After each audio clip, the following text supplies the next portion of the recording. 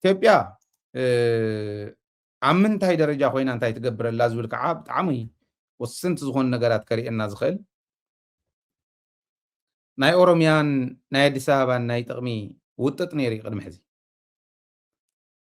ናይ ኦሮምያን ኣዲስ ኣበባን ኣዲስ ኣበባ ካብ ኦሮምያ እንታይ ትጥቀም ኦሮምያ ካብ ኣዲስ ኣበባ እንታይ ይጥቀም ዝብል ኣብ ሕገ መንግስቲ ዝሰፈረ እዩ ልዩ ጥቅም ዝብል ንኦሮምያ ዝተዋሃበሉ ኣዳነች ኣበቤ ንቢቢሲ ኦሮምኛ ዝገለጸቶ ሕዚ ግዚኡ ዛ ዓይነት እዩ this is the time ዛ ዓይነት እዩ ምክንያቱ እንታይ ኢላ ሕገ መንግስቲ ዘኽበረሉ ጥቕሚ ከም ዘሎ ፍሉይ ጥቕሚ ናይ ኦሮምያ ካብ ኣዲስ ኣበባ ሕገ መንግስቲ ዘኽበረሉ እዩ እቲ ሕገ መንግስቲ ዝወሰነሉ ጥቕሚ ክጥቀም ኣይከኣለን እስካዕ ሕዚ ነገር ግን ሕዚ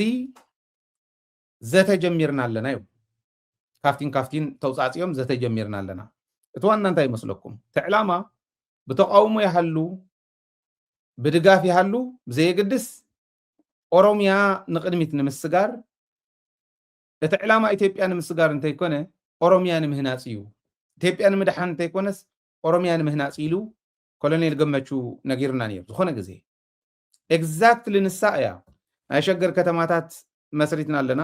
ሸገር ከተማታት ካብ ኣዲስ ኣበባ እንታይ ይጥቀማ ዝብል ኣለና ኦሮምያ ከም ክልል ዝህቦ ሪሶርስ ኣለዎ ስለዚ በቲ ሓድሽ ክላስተር እውን ተጠቀምቲ ክላስተራት ኣለዋ ከም ክልል እውን ከዓ ሕገ መንግስቲ ዘኽበረሉ ናይ ግድን ተጠቅሞ ክረክብ ኣለዎ ይብል እዚ ኦሮምያ ናይ ምህናፅ ከይዲ እዩ ኢላ እውን ተቐምጥ ኮሎኔል ገመቹ ተቃዋሚ እዩ ንሱ ከዓ ዝብሎ ንራእዩ እኛ እኮ ኢትዮጵያን ልንገነባት ልንሰራት አይደለም ኦሮሚያን ነፃ ልናወጣት ኦሮሚያን ነፃ ልናወጣ ከሆነ ደግሞ አማራ ጎረቤታችን ነው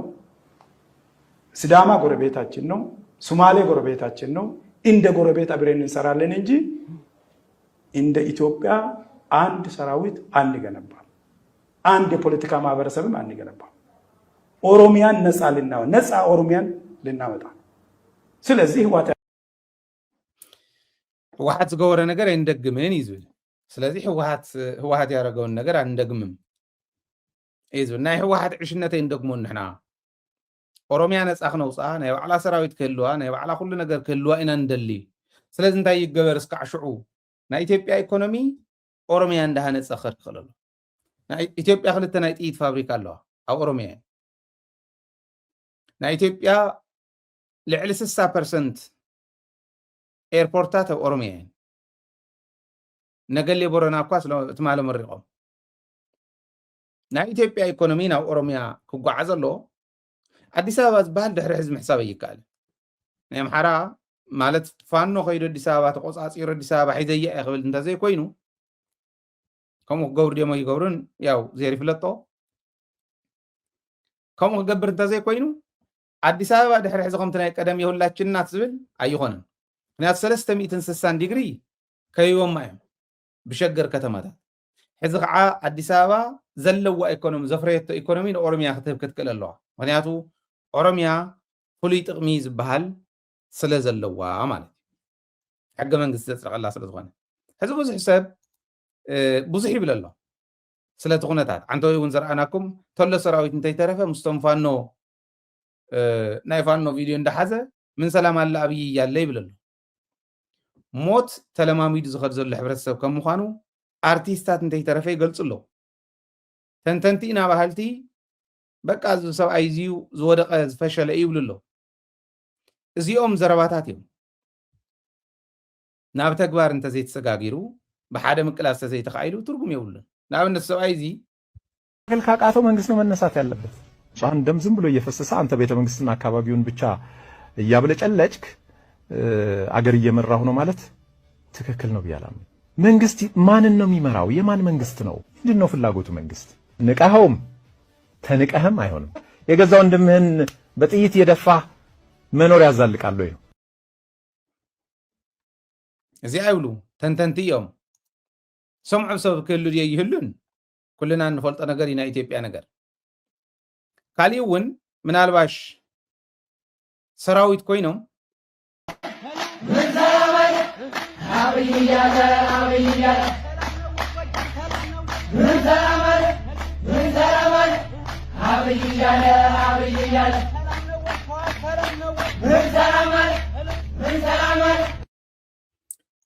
እዚቱ ዓዲ ዝኸዘብ በግልጽ እውን ከዓተ አርቲስት ዘቕመጣ 10 ሰው ሞተ እኮ አስደነግጥህም። አሁን አዎ በእንትና ዞን ታጣቂዎች 10 ሰው ገደሉ ምናምን አምልጠዋቸዋል ማለት ነው ምናምን ነው ቀድሞ ነግረዋቸው ነው ማለት እንጂ እንዴ በፊት ዜናው እኮ የሚገርምህ ምን ሲሆን መሰለህ? ለምሳሌ አሁን ደግሞ እዛው የመንግስት ቴሌቪዥን ሬዲዮ ምናምን ጣቢያዎች ላይ ዜና እንትን ሲባል በጣም የሚገርመኝ ነገር ስሪላንካ ውስጥ መሬት መደርመስ ምናምን አጋጥሞ 14 ሰዎች ተቀበሩ ከነህይወታቸው ምናምን ለዝርዝሩ እንትና ተብሎ ከነምስሉ ቤቱ ሲንሸራተት ምናምን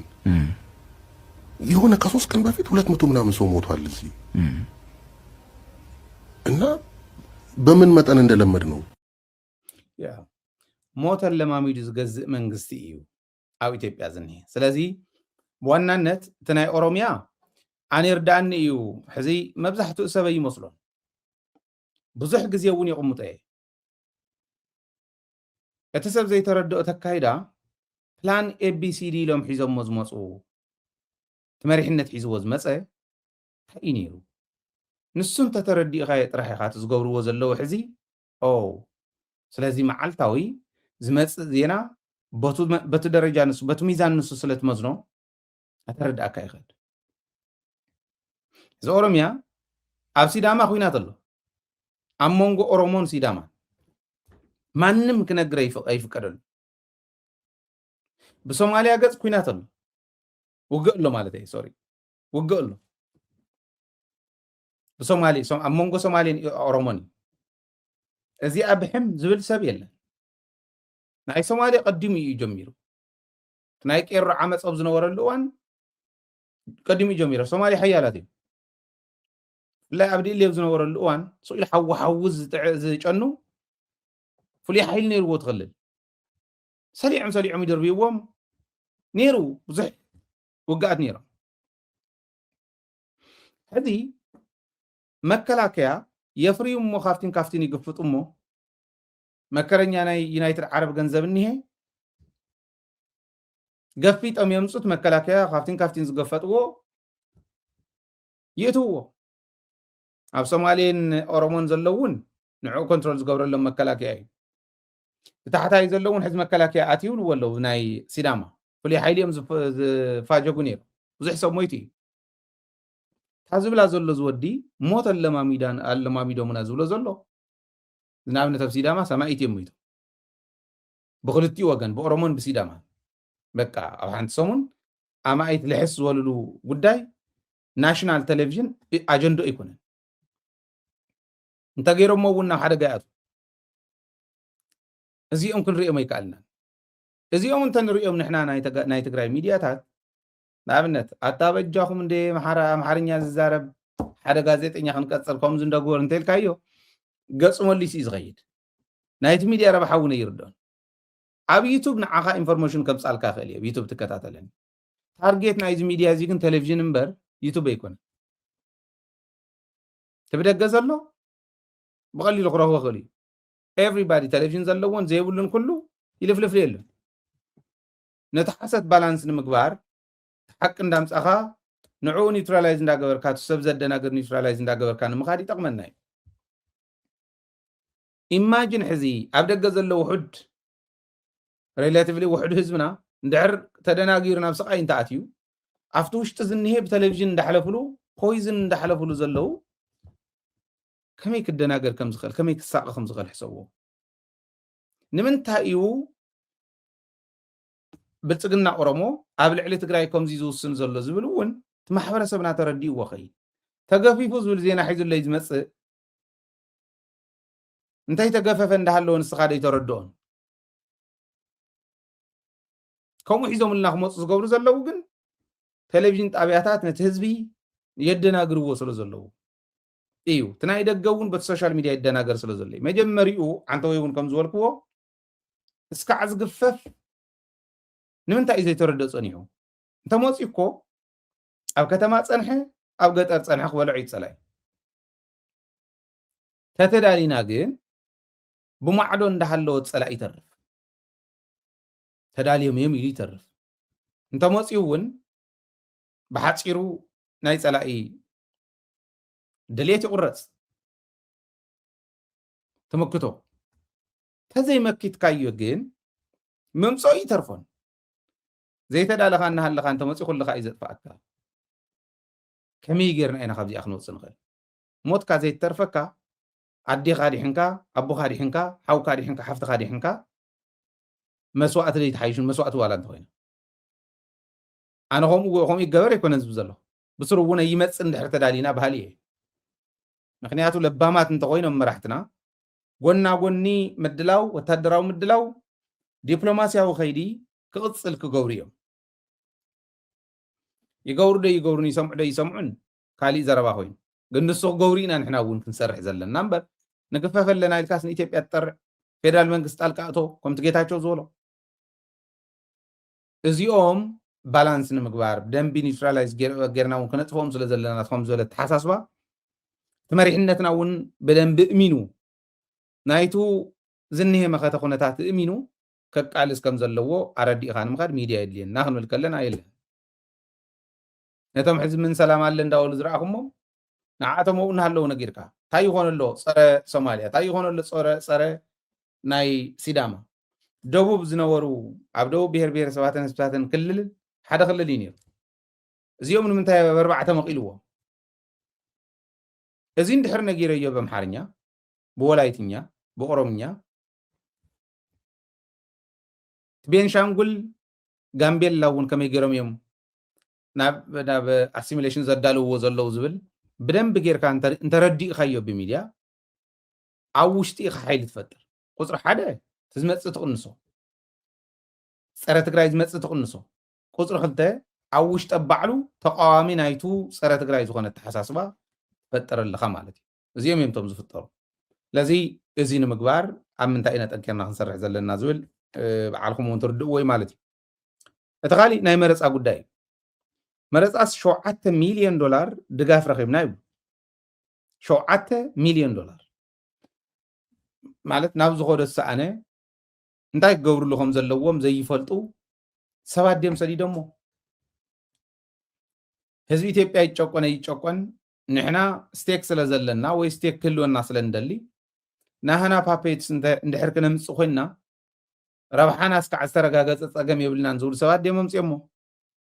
ድዮም ሂቦሞም እኒአው እዚኣቶም ተኸታቲልካ ምቅላዕ ዶ ይመሓሸን ኣብ ምንታይ ኣለና ዝብል እውን ክንግምግም ምእንታን ማለት እዩ እና ወይዘሮ ሜላተወርቅ ከም ዝበለቶ 7 ሚልዮን ዶላር ድጋፍ ንመረፃ መካየዲ ስራሕ መካየዲ ድጋፍ ረኺብና ትብል 7 ሚልዮን ዶላር ክንደይ ሚልዮናት ክኾን ከም ዝኽእል ሕሰብዎ 1 ሚልዮን ዶላር ማለት ዳርጋ ናብ 200 ሚልዮን ቅርሺ ማለት እዩ ስለዚ ብሸውዓተ ኣባዝሕዎ መረፃ ናይ ኢትዮጵያ ንምክያድ ዝረኸብዎ ገንዘብ ንሱ እዩ ተዝገርም ግን ተዓዛቢ ዘይብሉ መረፃ ይኮን ዘበን እንተነኣሰ ካፍተን ኢትዮጵያ ኢትያ ትሕንክረለን ውዳበታት ወፃኢ ካሊእ ክከታተሎ ዘይኽእል መረፃ ይኮን ንምንታይ ንኣብነት ተዓዘብቲ ናይ ሕብረት ኣውሮፓ ኣይንመፅን ኢሎም ኣይንመፅን ሰብ ሞያታት ክንልእኽ ንኽእል ኢና ከመይ ከይዱ ዝብል ስኢልካ ናይ ከይዱ ሳይንሳዊ ዝኾነ ትርጉሙ እንታይ ይመስል ዝብል ክሪኡ ሰብ ሞያ ንዑ ዝከታተሉ ክንልእኽ ኢና ተዓዘብቲ ተባሂሎም ዝምደቡ ግን ኣይንምድብን ኢሎም ምክንያቱ ኢትዮጵያ ዘላትሉ ኩነታት ንመረፃ ዘብቅዕ ከም ዘይኮነ ይፈልጥ እዮም ኢጋድን ሕብረት ኣውሮፓን ኣፍሪካን ዩኒየን ማለት እዩ እዚኦም እዮም ክንልእኽ ኢና ዝበሉ ኣፍሪካን ዩኒየን ናይ ኬንያ ፕሬዚደንት ነበር እሁሩ ኬንያታ እዚ ናይ ፕሪቶሪያ እውን ዘፈራረመ ንሱ ዝመርሖ ልኡኽ ክልእኽ እየ ኢሉ ኣሎ ኢጋድ ከዓ ናይ 6 ሃገራት ተወከልቲ 24 ሰባት ክልእኽየ ኢሉ ኣሎ ናይ ቀርኒ ኣፍሪካ ውዳበ እዩ እዚ ኢጋድ ወርቅነህ ገበየሁ ዝመርሖ እዩ ናይ ግድን ክሰደሉ እዩ እቲ ኣፍሪካን ዩኒየን እውን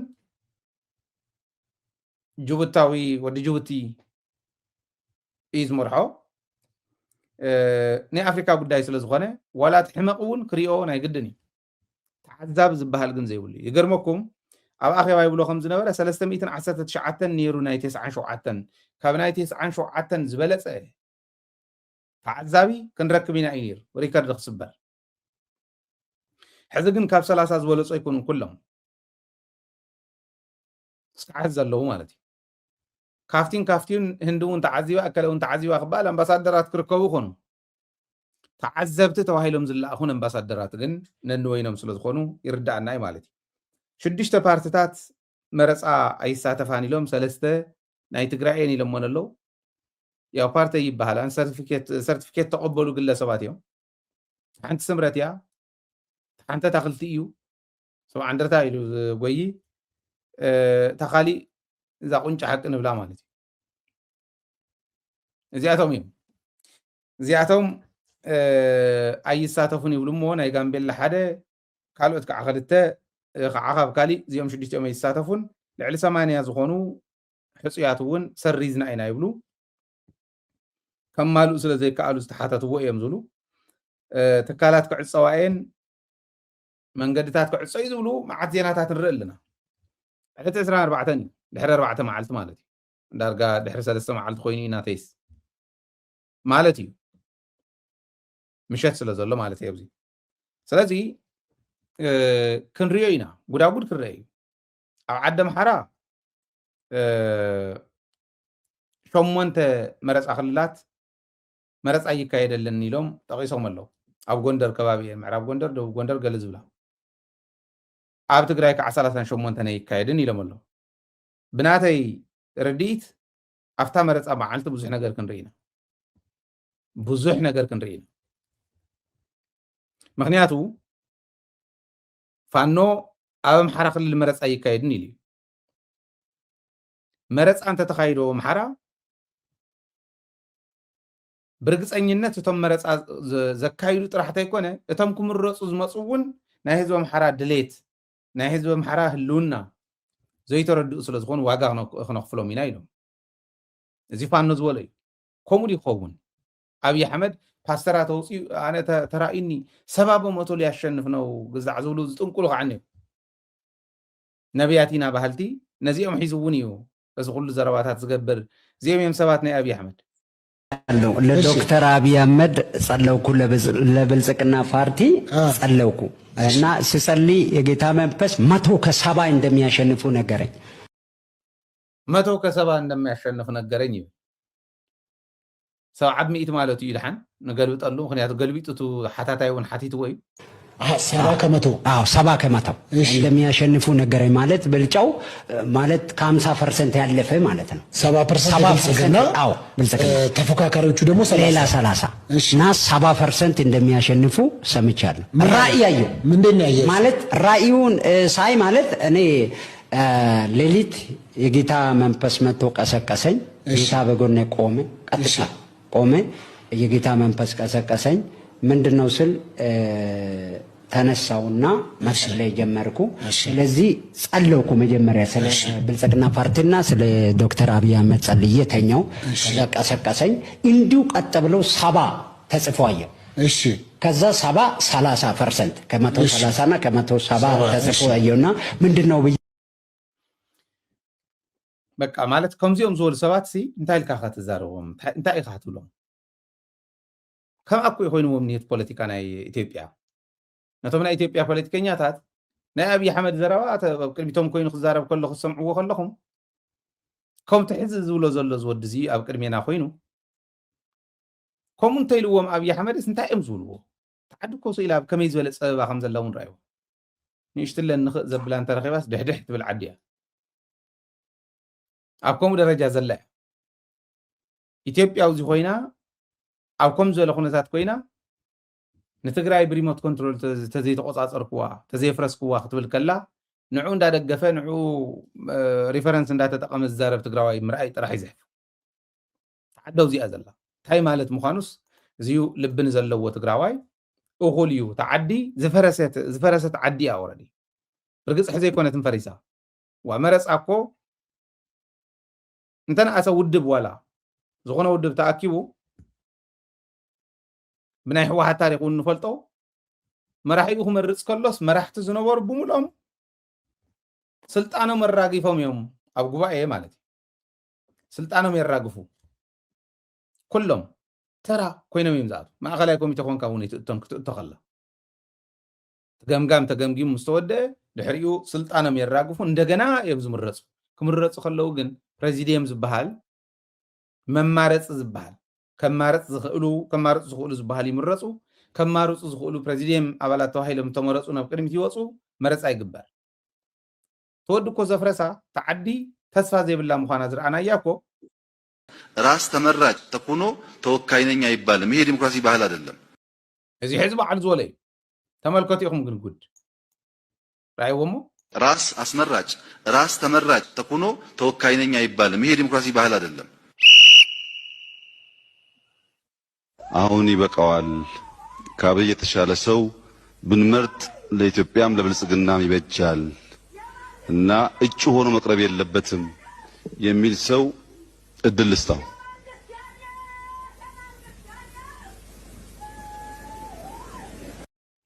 ይብላ ሰው ይብዳዕ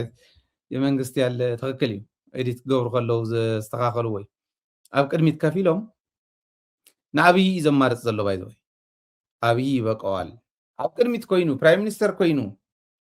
ካብኡ ናይ ውድብ እውን መራሒ ኮይኑ ይኣኽሎ እዩ ፕራይም ሚኒስተር ኣብይ ኣሕመድ ኣብ ብልፅግና ቦወንበር ኮይኑ ክቅፅል ኣይኽእልን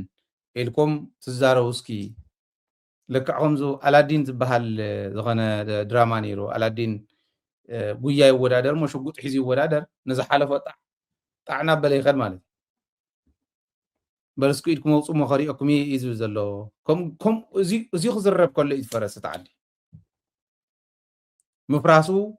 ወረዳ ኣብይ ኣሕመድ ክመፅእ ከሎ ግን ምፍራሱ ዝተረድኦ መብዛሕትኡ ሰብ ኣብዚ ደረጃ እዚ ክብፃሕ ከሎ እዩ ተኣምራት እዩ ኣይታየኝም እዩ ዝብል ካብኡ ኢድኩም የውፃኹምን ኣይታየኝም ከመይ ገሮም ከውፁ ኣሲርዎም ክሓድር ጸጥታ ምስ ዝሓቁ ከዓ ጸጥታ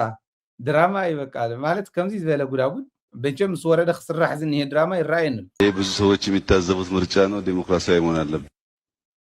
ብዙ ሰዎች የሚታዘቡት ምርጫ ነው፣ ዲሞክራሲያዊ መሆን አለበት እዩ ዓርሱ እንዳምረፀ ኮይ ያእኹለ ኣብይ ውረድ እስክዳ በላ እስክዳ ተዛረብ እስክዳ እንዳበለ ማለት ኢትዮጵያ እዚኣ ሕዝና እዚኣስ ከመይ ገይሩ ሰብ ተስፋ ዝገብር ሃገር እያ ኢሉ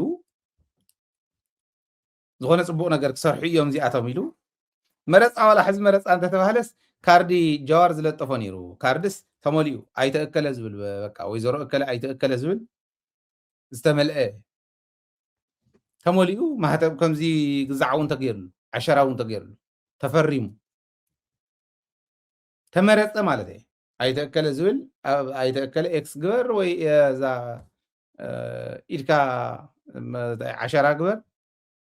እዚ ተመሊኡ ንዓዲ ኣምሓራ ዝኸደ ተመሊኡ ንዓፋር ዝኸደ እዚኦም ዘጋልፅዎ ዝነበሩ ኣብ ጀዋር ለጢፍዎ ነይሩ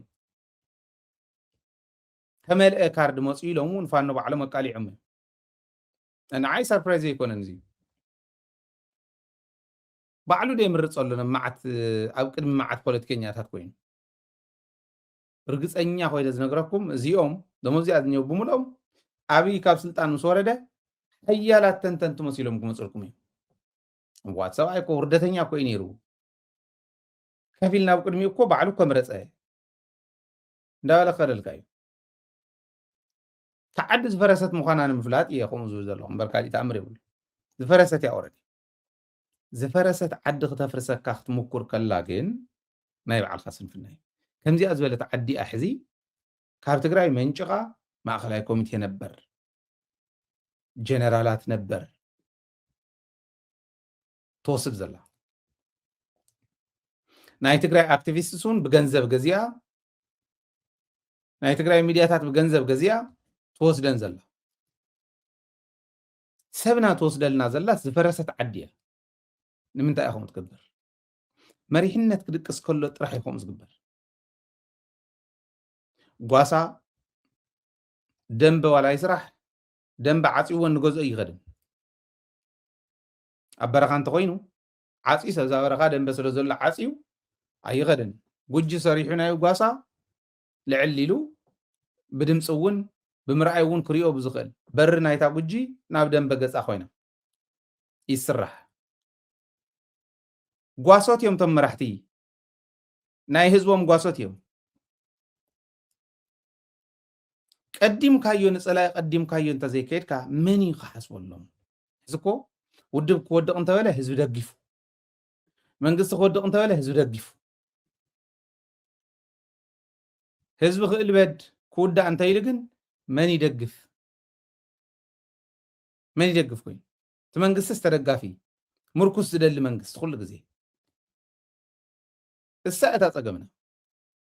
حدي نيشتلن فخو خيولن نيشتلن حقوقهم داول يخودن نيشتلن كسندرو يخودن يكونن زبلكم زلو صقمنا نسي مانم يتو مانم علامانا اسكعد ينصرنا فحقوق يلو كسندرنا زخل سب يلا تارجتنا نسي يخون زلو مريحنتنا مانم اللي تمصا اتودبون حوحات يكون كالي منيات مريحنت مالت افتاون برموصا مالت طرح يكون حيلون يمرح له زوين ناي ايديا مرح وين ولد مريم قبر مريم زبحال كومون عند استواصو زغبرون يمرح له ناي ايديا مرح وين مريحنت ومبر طرح يكون عد زقير حزي بهزواونت كا زي تدرادر علامه كانت صور غير كاتقالس كعز هونكا حزب مريح كاتغير حزب تغير نسي ناسي إنه يزلنا في مريحنت مالتي توانا فتنا ناي تقرايون نسي زيادة قالسنا دي سعرنا يان مالت بغل عنا حزباو قال سجيرنا دي سعرنا يان مو نقدم دي تساقرنان صبوق صلاتنا قدمهم سعراتهم بعلهم ودقاتهم كم تزرعهم نزيا زي تجنزبنا يان انه علنا دا تناخسنا دي كدنان وي السوم سرحهم دا سرحنا دي رقسنا ندو اخله شعي اخلنا يا اخلنا له يبقى له مالتي ازي تخون غنزبو زلنا كم تقارو زياده غنزيو زخد حزب خوصيو صباحون كحغوسيو بتاريخو قلدنا قلده خناتات كمزي عينت صببت خناتات كفطر خلو اب كند مدغغاف اتم حزي نريهم زلنا عجو جوات بسوشيال ميديا ناتاتهم اجندا اندا تقبل دي كدن منالواش انتاي كفطر كم زخل نمغماتو كاصغم تزيكونه عاوزو خينا خزارو يدل ودقتنا زلنا قلصم بدنبي ببقعه اكيمنا زي متقامنا يا اخ غبرخ زخل منغستاو سلطان زلوو مريحنتنا يمو مريحنتنا ونقحو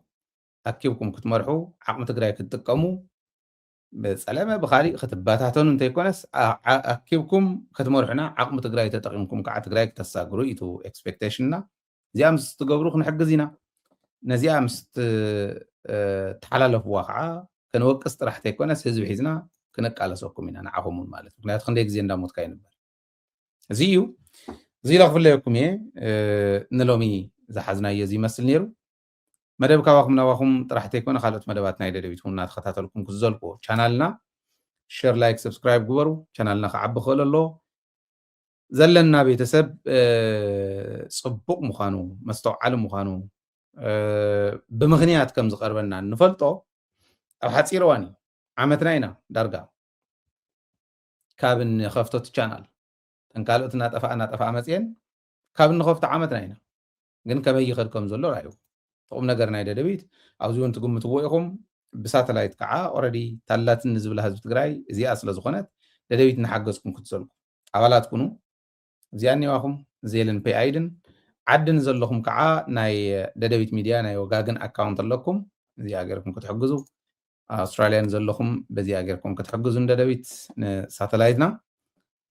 ኣብ ታሕቲ ጎፈንድምን ፔይፓልን ከም ዘሎ ከዓ ኩሉ ግዜ ከም ነግረኩም ኣባልነት ፎርሙን ኣሎ ዜል ፔይ አይድ እውን ኣብ ታሕቲ ኣለዉ እዮም እዚ ጌርኩም ክትሕግዙ በዚ ኣጋጣሚ ፃውዒተይ ክቐርብ በብዘለኹም ሰላም ይኹነልኩም ሰላምን ዓወትን ምስ ጅግና ህዝብና ክኸውን ናይ ኩሉ ግዜ ትምኒትና ናይ ሌትን ቀትርን ስራሕናን እዩ